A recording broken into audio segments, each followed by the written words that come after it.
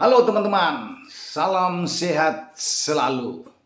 Kita berbicara kembali dengan apa yang terjadi dalam putaran kelima Piala FA atau babak perdelapan final 16 besar yang berlangsung di Inggris dini hari. Kejutan besar terjadi saat The Lily Whites, tim yang lebih diunggulkan yang dilatih oleh Antonio Conte, menyerah tersisih dari babak 16 besar Piala FA musim ini.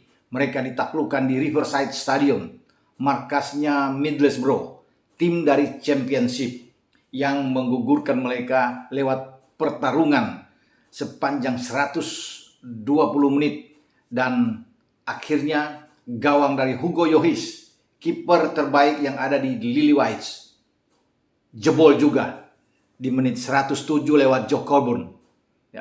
Pemain dari Boro ini masuk dari kotak penalti dan melepaskan tembakan keras dari jarak sangat dekat yang tidak mampu dicegah oleh Hugo Lloris. Habis sudah perjuangan dari Harry Kane dan kawan-kawan.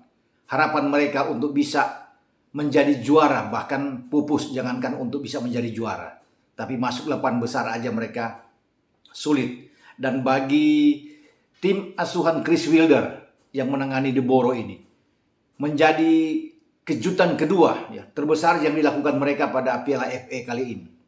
Setelah mereka menyingkirkan Manchester United di Old Trafford lewat pertarungan ketat, skor akhir 1-1 dan Boro menang akhirnya dengan 8-7. Dan kemudian sekarang mereka kembali mengalahkan tim di Liga Primer. Ini suatu pencapaian yang luar biasa dicapai oleh Boro dan mereka menjadi kuda hitam menakutkan bagi siapapun, termasuk wakil-wakil dari Liga Primer Inggris yang lolos. Dan setelah saya mereview pertandingan ini, hati-hati juga bagi Crystal Palace yang juga membooking satu tiket ke 8 besar setelah mengalahkan Stoke City dengan 2-1. Dan tiba pada pembicaraan topik utama kita. Manchester City juga harus berhati-hati jika dalam undian nanti mereka ketemu di perempat final melawan The Boro. Namun sebelum sampai ke sana, kita coba melihat apa yang terjadi dalam pertarungan melawan Peterborough. Susah payah bagi pasukan Pep Guardiola. Memang mereka menang dengan 2-0, tapi harus menunggu selama 1 jam pertandingan menghadapi tim yang menjadi juru kunci paling buncit di Championship. Peterborough ini menempati posisi ke-24, paling akhir dari 24 peserta di Championship. Bahkan mereka baru memiliki 21 poin sejauh ini. Terancam bahkan 99% Peterborough ini akan turun ke kasta ketiga di Liga 1 di Inggris. Dan mereka termotivasi bermain habis-habisan di depan publik mereka saat menjamu juara bertahan Liga Premier Inggris yang sedang memimpin klasemen sementara. Tim asuhan Pep ini bahkan di babak pertama itu tidak mendapatkan satupun peluang emas, peluang manis karena pertahanan dari Ronnie Edwards, Ken, kemudian bagaimana Knight, Joe Ward bermain sangat disiplin di belakang, tanpa kompromi, lugas mereka bermain sehingga tidak memberikan kesempatan baik kepada Mahrez, Gabriel Jesus, kemudian ada Jack Grealish dibantu oleh Foden, Gundogan, Fernandinho. Mereka tidak bisa berbuat apa-apa di 45 menit babak pertama. Ini yang membuat rasa frustrasi bagi pemain-pemain City. Memang City itu menguasai penguasaan bola, ini sudah pasti sangat tinggi, Bahkan sepanjang pertandingan kalau dilihat dari statistik, ini City melepaskan 23 tembakan, tapi hanya 5 on target dan hanya 2 gol. Mestinya mereka bisa menang dengan 5 gol, bahkan mungkin lebih kalau melihat dari intensitas tinggi yang dilakukan oleh City, tapi mereka tidak bisa mendapatkan itu. Bahkan di babak pertama, pemain-pemain tuan rumah, Peterborough ini memberikan suatu suguhan permainan yang baik, melawan. Mereka memang tertekan, lebih bertahan, tapi counter attack mereka itu membahayakan bagi gawang Ederson Moraes. Pep tidak main-main memandang pertandingan ini. Walaupun mereka menghadapi tim yang ada di urutan paling bawah di Championship, tetapi dia tahu bahwa ini berpotensi untuk terjadi kejutan. Dan itu terlihat memang ya. Sebelum mereka bisa mendapatkan gol di menit ke-60 lewat aksi individu dari Riyad Mahrez yang melakukan cut inside ya, sebelum dia melepaskan tembakan masuk ke gawang lawan. Jadi memang butuh perjuangan. Ya. Sebelum juga bagaimana Jack Grealish ini memanfaatkan umpan dari Phil Foden dan mencetak gol kedua bagi City. Ya. Namun apapun itu bisa dikatakan bahwa Peter Brock ini oke juga bermain. Ya. Tim asuhan Grant McCann tidak mengecewakan sama sekali. Mereka boleh tidak diunggulkan sebagai underdog, ya. Tim yang bahkan dalam 11 laga terakhir di Championship itu tidak menang. Ya, hanya 2 kali imbang. Semenjak mereka menang melawan Millwall pada Desember lalu, di 2022 ini, Peter Brock ini payah. Terkapar benar-benar, makanya mereka ada di papan bawah. Namun, Ricky Jet Jones hampir saja membawa petaka buat City ketika di menit ke-9 dia menusuk dari sisi kanan, melepaskan tembakan dan masih bisa dicegat oleh Ederson Moraes. Di babak kedua juga pemain ini membahayakan sebelum di menit 72 gagal ya, itu bisa menghasilkan gol. Ada lagi peluang dari Peterborough ya. Sami Smolik ya, memberikan tekanan juga tapi gagal untuk bisa mencetak gol. Jadi memang ada 1-2 perlawanan peluang yang mereka miliki sepanjang pertandingan. Ya. Dan apapun yang harus dikatakan bagi City, sekarang mereka sudah melenggang mendapat 1 tiket ke babak perempat final. Ya, pasti ini Pep akan mengevaluasi hasil pertandingan yang terjadi ya di kandang lawan. Tidak boleh lagi mereka bisa banyak membuang juga peluang di sini. Dan bagaimana cara mereka, inilah kesulitan bagi City ketika lawan bermain dengan dalam, terlalu bertahan memang berat sekali bagaimana untuk bisa membongkar pertahanan lawan ya. Cara-cara seperti inilah pasti harus diteliti dengan benar oleh Pep karena mereka selalu kesulitan dengan tim yang bermain lebih kuat dalam hal bertahan. Kalau bermain dengan terbuka ini pasti dimakan oleh City. Dan bagi Peterborough mereka masih bisa melepaskan 5 tembakan, bahkan ada 3 on target. Cukup bagus buat tim yang ada di papan bawah di Championship menghadapi tim yang sangat kuat ya.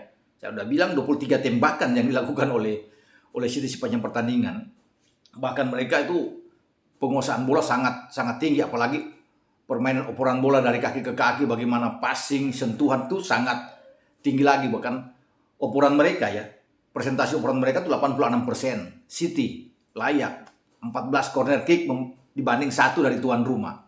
Ya, tapi City tidak bisa mencetak berpesta gol, ini yang saya lihat luar biasa. Bagi tuan rumah khususnya Peterborough ya, setidaknya mereka sudah menyuguhkan perlawanan semaksimal mungkin menghadapi tim yang jauh level mereka di atas ya. City sangat baik, tapi itu pun mereka bisa meredam dengan hanya 2 gol di babak pertama. City kesulitan untuk bisa membuat gol. Saya pikir ini sebuah acungan jempol buat tim asuhan Grant McCann ya. Belakang juga oke, depan juga sedikit menyulitkan bagi pertahanan City. Dan kita lihat memang tidak ada Kevin De Bruyne. Kemudian Rodri juga tidak dimainkan, Sterling tidak dimainkan, Bernardo Silva tidak dimainkan. Namun apa yang ditampilkan oleh Pep dalam starting 11 dia dengan 4-3-3-nya, ini semua pemain yang bagus ya. Apapun itu kita bisa melihat bahwa dia tidak main-main. Ederson Moraes tetap ditaruh di penjaga gawang. Ya, dia berhitung benar dengan Peterborough, ya, tidak menganggap enteng sama sekali. Di kanan ada Cancelo dan Alexander Zinchenko mendapat kesempatan besar. Bukan saja bermain full, tetapi dia diserahi tugas sebagai kapten kesebelasan Manchester City. Ini yang luar biasa. Klub mendukung penuh bagaimana mereka ikut sepenanggung ya dengan hal terburuk yang dialami oleh negaranya Zinchenko. Ukraina kita tahu bersama, mereka kena invasi dari Rusia, sehingga dukungan kuat diberikan oleh klub buat Pep, buat rekan-rekan semua terhadap Zinchenko. Ya, ketika masuk dengan bendera Ukraina ke lapangan di saat dia menyandang band kapten, ini betul-betul sejarah bagi Zinchenko di tengah semua pemain-pemain terbaik yang hebat. Pep itu dengan jiwa besar memberikan tugas untuk menjadi kapten kesebelasan dan dia bermain oke. membawa tim ini bisa lolos ke babak 8 besar. Nah, selain Zinchenko dan Cancelo, di tengah itu ada Ruben Dias tentunya back tengah bersama dengan Nathan Ake. Nah, dua-dua pemain ini diganti di babak kedua oleh Aymeric Laporte dan John Stones. Hanya ada 2 pergantian, ya, yang dilakukan Pep. Dia tidak memasukkan KDB, tidak memasukkan Rodri, tidak memasukkan Sterling, juga dengan Bernardo Silva. Di tengah ke depan tetap dia mempercayakan penuh terhadap Gundogan, ya, Foden yang bermain agak ke tengah, kemudian Fernandinho, Gabriel Jesus, Mahrez, dan juga Jack Grealish. Ini komposisi yang dimainkan oleh Pep. Dan bagus kalau bicara dengan komposisi ini, terbaik. Tapi sekali lagi, kesulitan demi kesulitan dihadapi oleh starting 11 dengan kualitas pemain seperti Grealish, Gapsu, Mahrez, ya, Ilkay Gundogan. Gundogan bermain juga oke. Di babak pertama mungkin hanya ada 1 tembakan dari Gundogan yang agak membahayakan. Tipis di sebelah kiri gawang. Ada juga sundulan dari Gundogan. Ini pemain yang lebih didorong ke depan untuk bisa membantu Gapsu, Mahrez, dan Jack Grealish. Ya.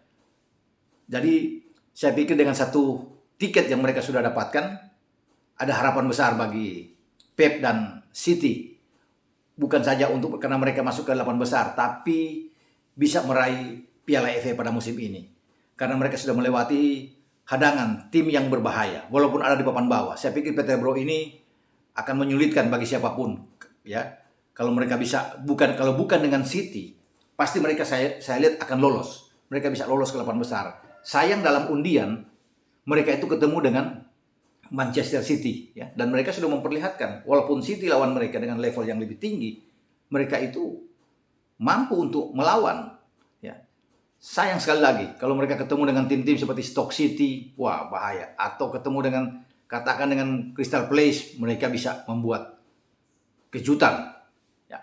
Ini review saya dengan 3 pertandingan yang terjadi di Inggris untuk putaran kelima Piala FA. Selamat sekali lagi buat Middlesbrough yang menyingkirkan Spurs, kemudian Crystal Palace yang mengalahkan Stoke, dan juga Manchester City yang menematkan perlawanan sengit yang diberikan oleh Peterborough. Ya.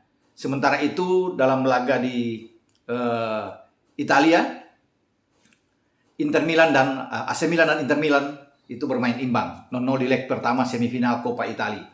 Hasil ini akan masih menunggu juga dalam pertandingan leg kedua pada 20 April yang akan datang. Siapa yang akan melaju ke babak final Coppa Italia setelah hasil imbang tanpa gol yang terjadi di San Siro dalam perseteruan rival abadi Milan versus Inter. Kita akan menunggu juga hasil pertandingan yang berlangsung di Artemio Franchi, di mana tuan rumah Fiorentina akan menjamu La Vecchia Signora Juventus pada Kamis dini hari.